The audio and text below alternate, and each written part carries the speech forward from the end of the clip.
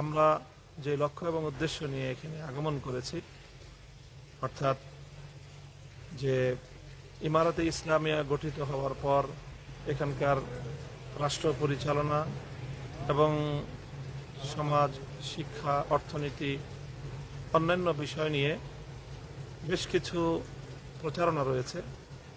যে সকল প্রচারণাগুলোর মধ্যে অনেক বিষয়ই রয়েছে যেগুলো খুবই স্পর্শকাতর।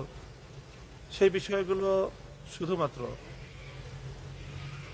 গণমাধ্যমের দৃষ্টিতে নয়, বরং আমরা আমাদের নিজেদের দৃষ্টিতে সরাসরি প্রত্যক্ষ করার লক্ষ্য নিয়েই আমরা আমাদের এই ইমারতে ইসলামিয়া সফর করছি।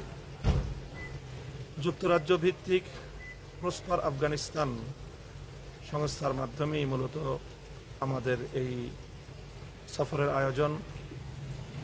আফগানিস্তানের স্বরাষ্ট্র মন্ত্রণালয়ের পক্ষ থেকেও আমাদেরকে আমন্ত্রণ জানানো হয়েছে। কাজেই সেই হিসাবে রাষ্ট্রীয় আমন্ত্রণেই আমরা বর্তমানে আমাদের এই সফরের কার্যক্রম পরিচালনা করছি।